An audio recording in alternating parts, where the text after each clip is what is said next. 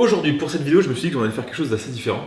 J'ai jamais trop suivi ces recettes d'événements, que ce soit recettes spéciales Noël, Pâques, Saint-Valentin.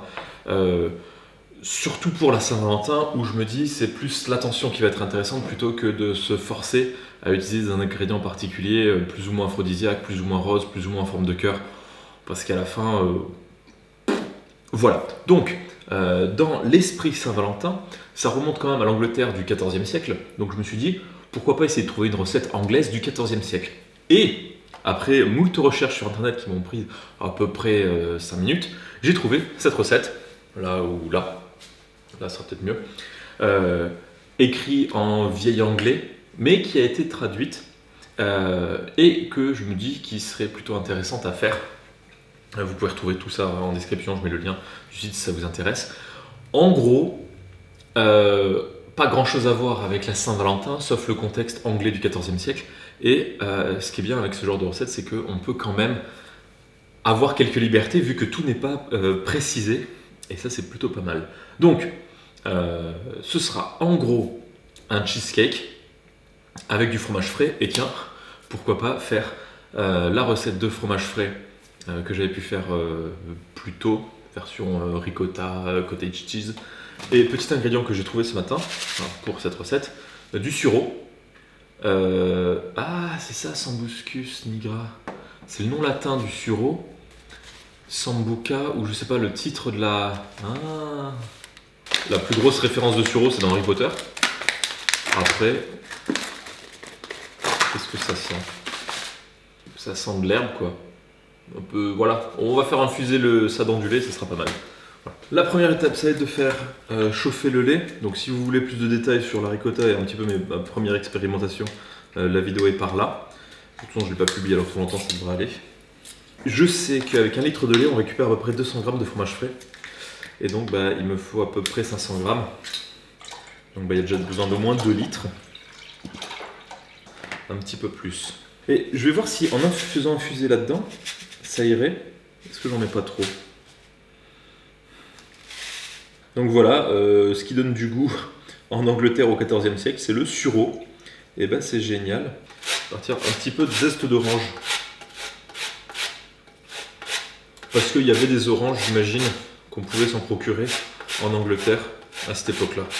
Et on va faire chauffer ça. C'est un peu sale ce que je fais, mais j'ai les mains propres. Donc je vais faire chauffer. Et je vais pas prendre de thermomètre. Parce que dans la vidéo avant, j'avais dit qu'il fallait monter à 75 degrés, c'est ça? Oui. Sauf que là, je vais faire sans thermomètre. Et on va faire ça à l'œil, voir si on y arrive. Ici, ce qu'il y a, et que je n'avais pas forcément bien pensé tout du long, c'est que quand je vais filtrer, pour garder la partie solide, je vais garder tout ça. Et donc là, il faudrait que je réussisse à filtrer justement. Oh bah, ça se fait à la fourchette. Là, c'est quasiment chaud. Sinon, j'ai ça. C'est un truc à thé pour me permettre de pêcher un peu. Voilà. Et à vue de nez, je vais mettre une certaine quantité de vinaigre à l'œil dans les proportions de la dernière fois. Voilà. On remet un petit peu. Foutre de partout. Je vais pouvoir en faire des crêpes là. Mais ça sent pas particulièrement. Enfin, je sais pas, ça sent pas trop le sureau, quoi, ça sent le fromage. Pour la pâte, ce qui va être bien, c'est que. Enfin, bien. On a besoin de beurre, on a besoin de jaune d'œuf. On utilisera les blancs pour le reste du cheesecake. Et pour la farine, je ferai les doses à peu près à l'œil parce que la recette est très minimaliste. Je vais prendre comme à l'époque dans des sachets en plastique. Mais ce que je vais faire, c'est un mélange de farine 65. Parce qu'il ne devait pas avoir déjà de la farine complètement blanche. Et donc surtout de la farine 150, plus complète. Le beurre, qui devrait être à peu près à température ambiante. J'imagine qu'il n'était pas forcément conservé toute l'année à 4 degrés. Ce qu'on peut faire pour vraiment se mettre dans l'esprit 14e siècle, c'est le faire soi-même. J'ai une petite vidéo comme ça où je m'agite pour faire du beurre à partir de crème fraîche. C'était bien, mais sans plus. Donc maintenant qu'on a un petit peu ce beurre qui est à peu près à température, qui a été un peu aggloméré, je me dis qu'il y aura beaucoup de jaune d'œuf et la pâte, il n'y aura peut-être pas assez de farine, j'en rajouterai peut-être après. Au pire, oui, parce que... Et on va mettre les jaunes d'œuf. Cette recette, on peut la préparer à l'avance.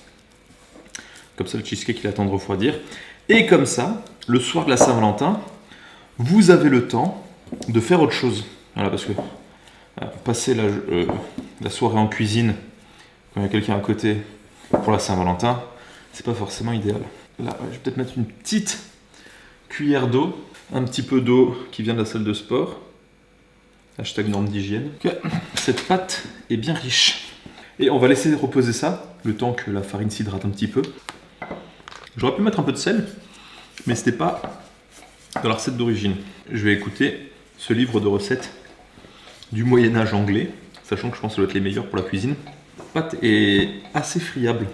Est-ce que ce serait pas la farine 150 qui a un peu foiré? Mais en tout cas, pour l'aspect rustique que je voulais, je pense que ce sera pas mal. Sachant qu'évidemment, j'ai pas de plat à tarte, j'ai juste un plat à gâteau qui fera l'affaire. On va essayer de faire ça à peu près bien. Hop, la pâte sera un peu haute, mais je redécouperai après. Faudrait pas manger de la farine crue. La partie cheese du cheesecake, je vais prendre le fromage.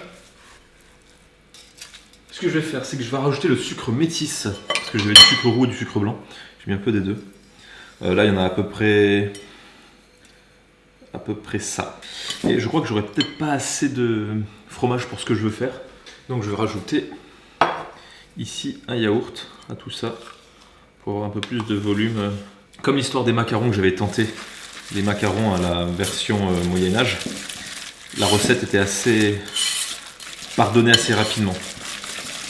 J'ai 6 blancs d'œufs, je vais mettre la moitié là-dedans et l'autre moitié je vais la battre en neige, sachant que dans la recette d'origine il ne parlait pas du tout de neige ou pas.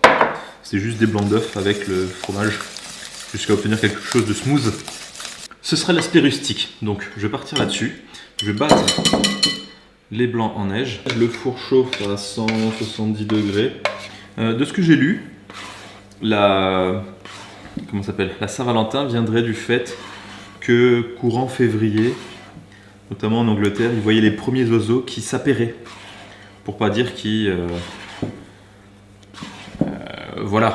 faisaient leurs petites affaires. Ici, l'appareil à cheesecake. J'étale un petit peu, mais je ne tapote pas, sinon ça va percer les bulles. C'est pas ce qu'on veut. S'il a le goût de ce que je goûte maintenant, ça peut être pas mal sur la fin. Donc ça, direction le four. Et on se revoit tout à l'heure en espérant que ça passe. Bon, pendant la cuisson, le gâteau a bien gonflé. Et là, il est un peu retombé en refroidissant. C'est pas grave. Et la fente au milieu n'a rien à voir avec la Saint-Valentin directement. Voilà. Pour le cheesecake, ça sent bon. Hein, c'est du fromage. Il est peut-être un petit peu dense. Je pense pas que les blancs en œuf, que le blanc d'œuf en neige a beaucoup aidé. Mais bon, je vais voir si je peux m'en découper une petite part. La pâte est très très friable. Hop. Et oui, ça se fait. Et en dessous, est-ce que c'est cuit? Oui, c'est cuit. Ce que je vais mettre à côté, même un peu dessus, un petit peu de jus de confiture. Ici, fruits rouges. Voilà. Et il n'y a pas de raison que ça soit mauvais. Ça sent bon. J'ai l'impression que ça manque de crème par rapport à un cheesecake qu'on peut imaginer, qu'on peut acheter. Celui-là, il pourrait être un petit peu sec. En tout cas, si on enlève la pâte avec tout le beurre, ça reste assez léger, mine de rien. Mais voilà, ça a ce côté un petit peu fromage frais. Ça tient. Mais voilà, c'est peut-être un poil sec. Peut-être c'est comme ça qu'il se mangeait originellement au Moyen-Âge. On ne pourra jamais savoir, donc vous ne pourrez jamais me dire que cette recette n'est pas la bonne, compte tenu des informations qu'il y a à disposition, et personne de l'époque va venir m'embêter. Non, en tout cas, c'est bon. La confiture, ça aide parce que je ne l'avais pas trop sucré. Donc c'est sympa à manger, je le mangerai, je le finirai, c'est sûr. Pour un cheesecake fait avec une recette très particulière, c'est le premier cheesecake que je fais. Franchement, je pensais que ce serait compliqué, parce qu'on n'a jamais le bon fromage, peut-être qu'il faudrait, je pense, couper le fromage frais que j'ai fait avec un petit peu de crème fraîche pour faire quelque chose de plus onctueux. Voilà. C'est le yaourt qui n'a pas aidé aussi. Hein. Si vous voulez faire je pense, une recette un peu plus authentique pour la Saint-Valentin, il faut taper dans les recettes du Moyen-Âge, c'est ce qu'il y a de mieux à faire. Voilà. Parce que sinon, faire un cœur en gâteau au chocolat avec le truc, ok, mais après, chacun fait comme il veut. Du moins que l'attention est là, et je pense que c'est l'essentiel. Après, je dis ça, mais ce gâteau que j'ai fait pour la Saint-Valentin, je l'ai mangé tout seul, et on n'est même pas le 14, parce que je filme ça un petit peu en avance. Oui, vous voyez la date de sortie. Est-ce que c'est vraiment important comme date, ou pas juste un prétexte à se faire plaisir? Sur ce, moi je vous dis à très bientôt, et encore merci pour tout.